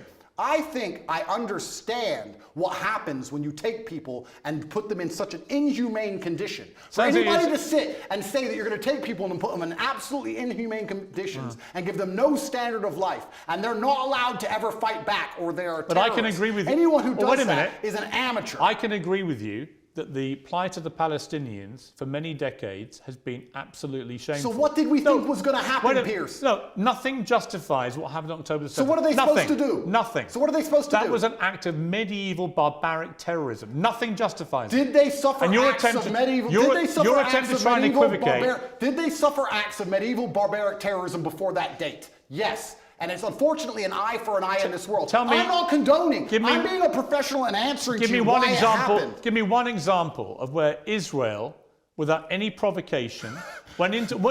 a specific question. Went into Gaza and massacred 1,500 innocent people, cutting their heads off, taping and boasting about what they'd done back to their families in Israel, kidnapping Holocaust survivors, bringing them, they wouldn't, of course, done that in their case, kidnapping old grandmothers and bringing them back to Israel, kidnapping babies, kidnapping children. When has Israel actually gone in and done something of the scale of October the 7th? There's literally endless examples of that. Give me one. In 2014, they were bombing civilians. You know what, Piers, let me tell you something. I'm not talking about, well, they were categorized as retaliation for rocket strikes, and there's an arguable point. As there is, for example, I'm vehemently against the expansion of the settlements on the West Bank.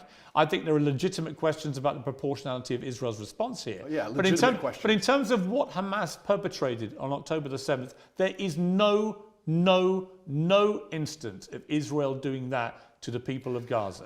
And you have to accept that. No. If you don't accept that, you're either deluded or you're deliberately not wanting to say the obvious, which is that was an act of terrorism, because you're concerned about upsetting people in Palestine. Is that the case? Let me go back to my first point when I said you're peddling asininities. The reason I said that is because to look at a situation, no matter how heinous, and to ignore all of the context and pretend that you do not understand why said situation happened Nothing justifies terrorism on that scale. Nothing. Is asinine. No, it's not. Because it's not about justification. Let me tell you why. Piers, it's not about justification. Let me tell you, it's about understanding the realities of the world. Let me tell you the reality of the world. Hamas came to power in 2005. Hamas's initial founding charter made it clear that they are for the eradication of Israel. And on October the 7th, they prove what that means is they will kill every Jew they can get their hands on. They are an existential threat to people in Israel and to Jewish people. And that is, I'm afraid, the purest personification of a terror group. I also think by doing what they did, as they have done since 2005, they weren't representing innocent Palestinian people in Gaza. Who are suffering now. They knew, yes, but Hamas knew when they did what they did that Israel would respond the way they did and that thousands of innocent Palestinians would get killed. They knew that, and they still did it. So my question for you is, why can't you, which is my position on this, is very straightforward. What Hamas did was an act of terror. an absolutely despicable act of terror and should be called exactly what it is. And they are now demonstrably a terrorist group. That is why they were rightly prescribed that by the UK and America and other countries. And to try and pretend they're not makes you sound like Jeremy Corbyn. And I can't think of a worse insult to throw at you, right? So I don't think me and Corbyn agree on that. But I also think there are legitimate questions to come about the way Israel's responded. We can come to that. But I just want to ask you one more time. Is what Hamas did on October the 7th an act of terrorism? I think, Piers, it is peddling asininities for you to pretend that enslaving So you sound people... like Jeremy Corbyn now. No, let me answer the question. 15 times he refused to answer the question. Let me answer the question. You're now up I'm to not about... refusing. You're now about 3 or 4. If you look... Are they a terror group or not? They're one team's freedom fighter, and they're deemed a terrorist What do group. you think? I think that if you lock people in an open-air prison and steal their land, they're going to retaliate. So they're not a terror group? I think they're going to retaliate. They're not a terror group? One team's terrorist is another Okay, we're team's now up freedom to fighter. about 8. Are they a terror group? And also, another thing I want to make clear to you, Piers. Only Jeremy Corbyn has done this. Done what? Refused to answer the question. I think that what they are doing is seemingly deemed an act of terror by the people that the terror... Don't use weaselly words. They're not weaselly. Of course the Israelis think they're a terror group, and of course the Palestinians think they're freedom fighters. It's stupid that you're asking the question. Most of the civilized world thinks they're a terror group who committed an act of terrorism. It's not difficult. What they did was an act of terrorism. And I think that if Israel continues to conduct acts of terrorism on the Palestinian people, they're going to do nothing but strengthen the reaction. Well, that's a different conversation I'm about to have with you about Israel's response. But before I get there, one more time, is Hamas a terror group who committed an act of terrorism? I think that when you lock people in an open-air prison, you're going to have to expect you're not going to retaliation. No, because I have to... There's people who are... First things I want to say, Piers. If you don't mind me saying, I think it's spineless. Sure. I do. That's fine. You sound like Jeremy Corbyn. Well, that is an insult. Did you see my interview with him? No. Right. 15 times last week, I asked him the same question. 15 times he prevaricated and wouldn't answer. Eventually, when someone does that enough times, you know what they really think. Okay. You don't think they're a terror group. Well, let me answer. You don't think they're a terror group. No, what I think is this. On certain Because I'd be really curious what you think an act of terror is if it's not massacring 1,500 innocent people, it's not including Holocaust survivors, Piers. Kidnapping babies, decapitating Piers. people, cutting their limbs off, raping women. Yeah, talk about missing limbs. We're going to talk about that when we talk about we what Israel are, has done. But when we get there, it'll be in the context of you not admitting that was an act of terror. Well, let me answer the question for the final time. I am a realist. And as a realist, sometimes you do not come to the conclusion of labeling good guys and bad guys. The world is not black and white. Hamas are bad guys. No, the world is not black and white. The world is actually very gray. Anybody who sits and thinks there's clearly a good guy, there's nothing grey about what Hamas did, and clearly a bad guy does not understand how the world works. And as a realist, what you do is you look at scenarios and you understand why they happen, how unfortunate they are, how unfortunate the loss of human life is, how civilians die on both sides, how innocents are dying in a chess game played by the elites on both sides. Both sides, you have innocent people who didn't even vote for the person making the decisions, who are ensuring their death, signing their death warrants. It's unfortunate on both sides. But listen, sir, you would not advocate Russia doing any of the things to Ukraine that Israel is doing to Palestine. You would not sit here... Russia has been doing exactly that. Russia has not done a fraction of the things to Ukraine that Israel has done to Palestine. Russia illegally invaded a sovereign democratic country and has committed a barbaric rampage, trying to seize as much of Ukraine as it can, bombing maternity hospitals, killing innocent women and children. Let me ask you a question. Right? Don't even try and have some kind of this is genuine equivocation of this. I will. A Hamas rocket, a tiny Hamas rocket that can make a pothole in the road, and then they get hit back with cruise missiles. Let me ask you a question. Ukraine sent a drone and it hit the Kremlin. A drone attack. It did nothing. It damaged some shingles. If Russia decided to then respond with a missile attack on a hospital and annihilate 800 people, it has been. Do you think that would be allowed? That's exactly what it has been. Would you advocate for that? Have you seen? Would you support that Have reaction? you seen the state of Mariupol, which they leveled to the ground? The Ukrainians did level it. You're correct. No, the Russians 2014. The Russians leveled Mariupol. And my question to you is, would you advocate those reactions? Let me ask you another question, Piers. This is a genuine question. Let me ask you a question, because I want to understand your point of view. It's actually my interview of you. Yeah, but you tried to understand mine. I just want to understand your point of view. If I believed, or if Israel believed, that one of the people in your house was a terrorist and decided to destroy your entire house and kill your entire family, would you sit and say, well, maybe there was a terrorist inside, I accept that? Or would you be enraged? Genuine question. I don't think you can take an individual person's response. Well, it's a bunch of individual people in Gaza. Yeah, They're sure. people, individuals with thoughts and dreams and aspirations Fine. which are being annihilated. 15-year-old girls without legs because of cruise missiles. Let's come to they that. are individual people. They're not cattle, Piers. Let's come to They're that. people. Right, and so were the people in Israel on October the 7th. And that's why it's so heinous, which is my exact point. But not heinous enough to reach your bar of terrorism. It's not about reaching bar of terrorism. It's understanding why things happen. By not saying it, you've made your position clear. Just as Jeremy Corbyn did. And to pretend you're any different is ridiculous. Let's move on to Israel's response, because there are legitimate questions about this. Hamas embeds itself, 40,000 terrorists in my estimation. You can call them whatever you like. And they're embedded amongst the civilian population, predominantly in northern Gaza. We know from intelligence over the last 20 years, which you won't believe because the Matrix has made it all up. Correct. But we know from intelligence that historically Hamas likes to embed itself, particularly around things like schools and hospitals and mosques, because that makes it more difficult if the Israelis attack. Yeah. Now, Israel has killed nearly 12,000 people in its response, right? There are many people around the world demanding a ceasefire who think that is a ridiculously disproportionate response to what happened. Well, it was genocide. They would want to kill everyone in Palestine. They don't. They just want to drive them all out. Whereas Hamas do want to kill every Jew. That is actually what genocide is. You know what's actually interesting? Because you've spoken about this subject with people who actually understand the conflict better than I do. Mohammed Hijab understands it better. Loki understands it better. I'm talking from a very general humanistic perspective, because I don't understand the absolute intricacies like they do. Do you know what genocide means? Of course I do. Right. Genocide means you want to eradicate an entire people based on race or ethnicity. Israel clearly doesn't want to do that to the Palestinian people. Clearly not. If it did, it wouldn't tell a million of them, as it turned out, who moved south. Now, there are arguments about whether to attack them as they moved. Well, some people got hit as they moved. Oh, some people got hit. Yes. Some people got hit. You know what, You know Andrew? what happens? You know what, Andrew? Wait till it's your son, son. You know what? Wait till it's your son. I agree. And you know what, Andrew? War is horrific. It's horrific. The question is it a just war for Israel to go after Hamas? And if it is, and you believe as I do, Hamas has to be got rid of, how do you do that? If you don't do it the way Israel is doing it, how do you get rid of that terror group? Now, you won't agree with anything they're doing because you can't even categorize them as a terror group. No, the reason I won't agree with them is because I'm a human, Piers. And please let me answer this without being interrupted. You didn't answer my earlier question for a reason, because you knew that you couldn't answer it without proving my point. The question about the fact that if they decided to cruise missile your house because they thought somebody inside was a terrorist, you would not accept the loss of your family that you have raised. You would not accept that. Of course I wouldn't. Okay, absolutely. So let me answer this as a professional.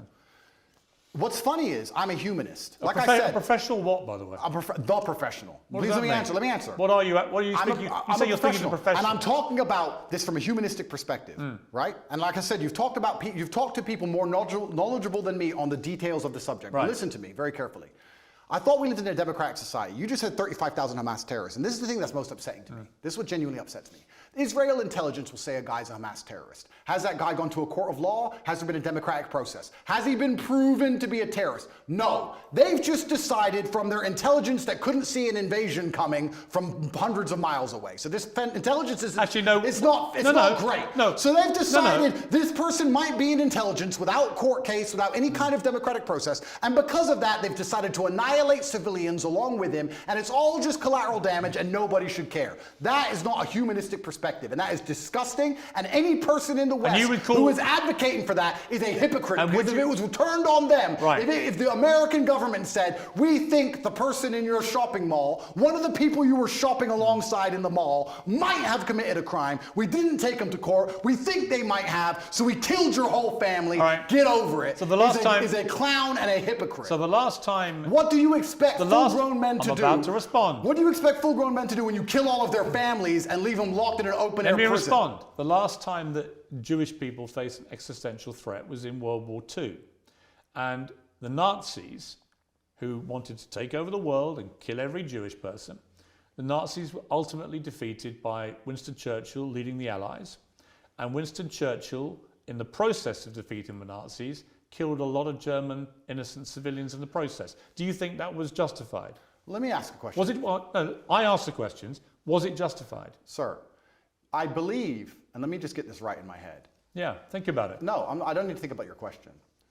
I believe that the Nazis, which were obviously heinous, I'm not advocating anything they did, it's disgusting, the Nazis.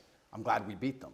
I'm actually a huge fan. Were they terrorists? Yeah, they were. Right. So I believe that they So were... when you massacre Jewish people, you're terrorists. When you do it in Israel. When you try and conduct genocide on a populace because you don't want them on land you say is yours, then you are terrorists. It's exactly what Hamas did on October the 7th. Exactly what Israel had did before that. So you've literally just described what Hamas do.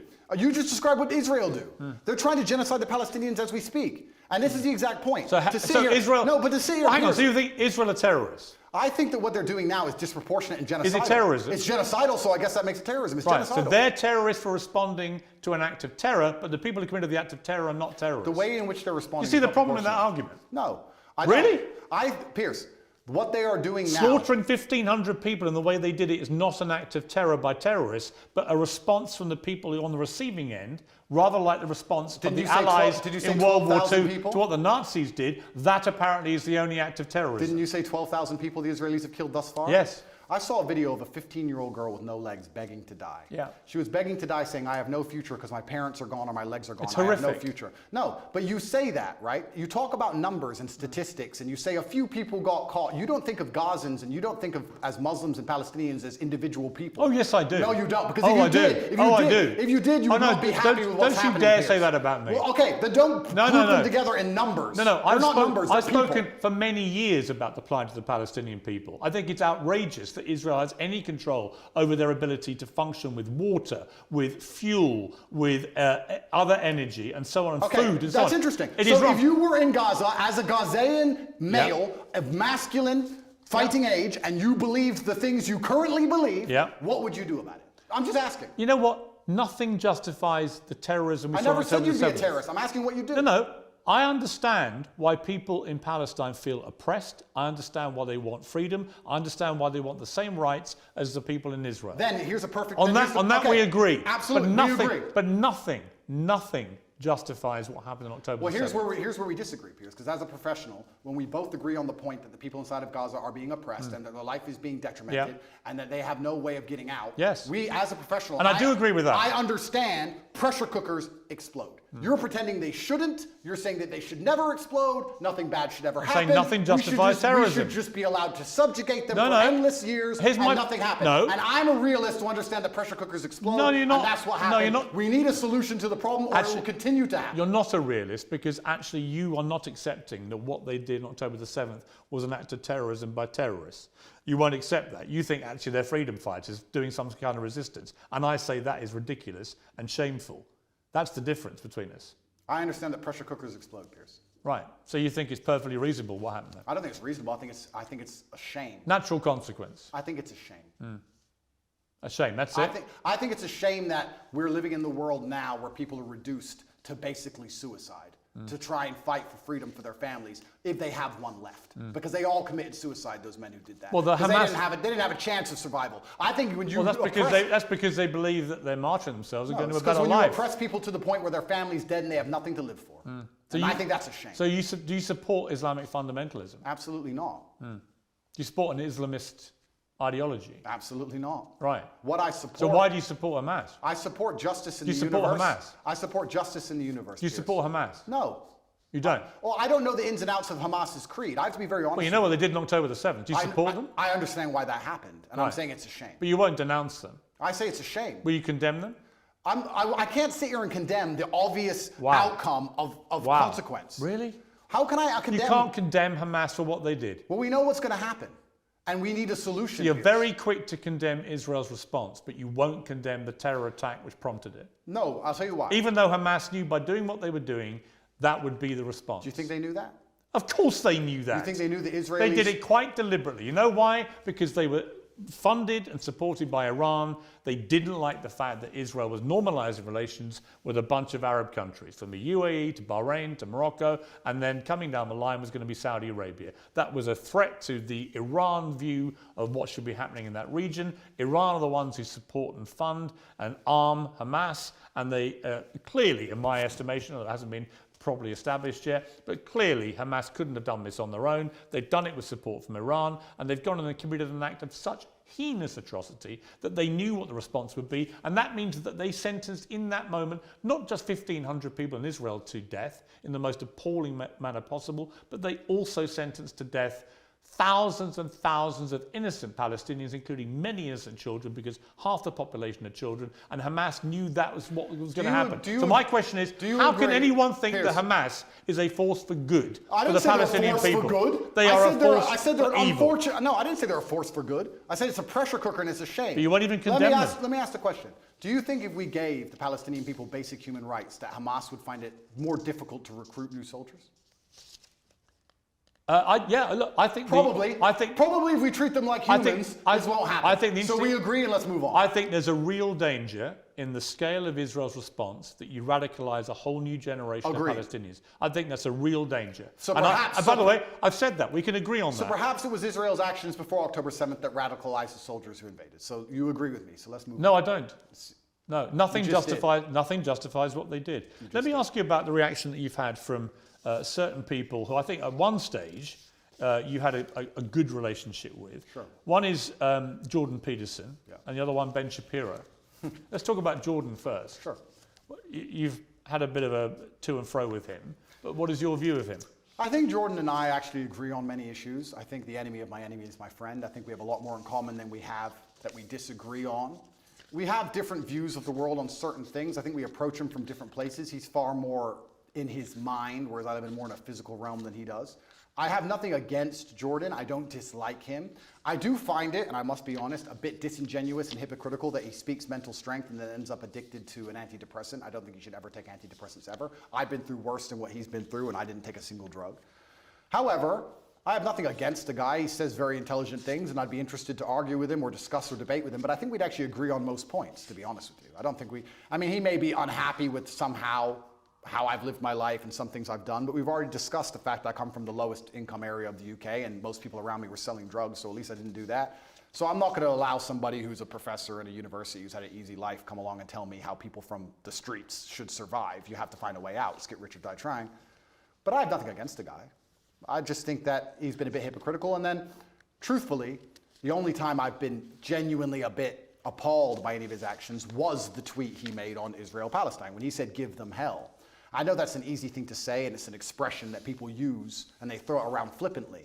But I think when you actually wish hell upon other human beings, I think it's a disgusting thing to do, because hell is that 15-year-old girl with no legs, and her parents were dead. Well, hell and when you see her crying her eyes out, begging to die, that is hell. And I don't think you should genuinely wish hell on anyone, Israel or Palestinian, anyone. I'm a humanist. I don't want anybody to die. Well, he did. When he was wishing hell on an entire population, he did express regret for the way he phrased it. And he should, because it's disgusting. I've not wished hell on the Israelis. I've not wished hell on the Israeli state. I don't want any Israeli civilian to go through what that 15-year-old Palestinian girl's going through. Not a single one. He said about you, Jordan Peterson, I'm not particularly happy to be grouped with Andrew Tate. I think there are some elements about what he does that are quite reprehensible. I'm sure he has. I don't know everything he says, and he may disagree with some of my point of view. As I said, I have nothing against him. I don't think anything he says is particularly wrong. I think that he's hypocritical because of the antidepressant problem, and I think that the fact he wishes hell on other humans because he gets emotionally involved in a conflict, which within 2 minutes of it sparking off, he's wishing genocide. I think that says a lot about his personality. But overall, when he speaks at length, a lot of the things he says are pretty well thought through and pretty constructive. I have nothing against the guy. Let me turn to Ben Shapiro. He said, "Let me assure you, as someone who's not pimped women and bragged about it, that morality requires that those who rape women and kidnap women must be eradicated, not negotiated with." He says, on my show, I won't be lectured on morality and toughness by Andrew Tate. His great idea of toughness and morality is pimping women and bragging about it on air, and then trying to quasi-walk it back while simultaneously maintaining many of the same positions and flexing his biceps. Listen, everyone should be able to tweet whatever it is they want. I'm all for an open discourse, even with people who I think are dead wrong on a lot of issues. But Andrew Tate is dead wrong on a lot of these issues. And the particularly ridiculous posturing about being yes, you're very tough when you want people to make peace with terrorists who just murdered their children, very, very tough. What do you say to that? So Ben is a warmonger.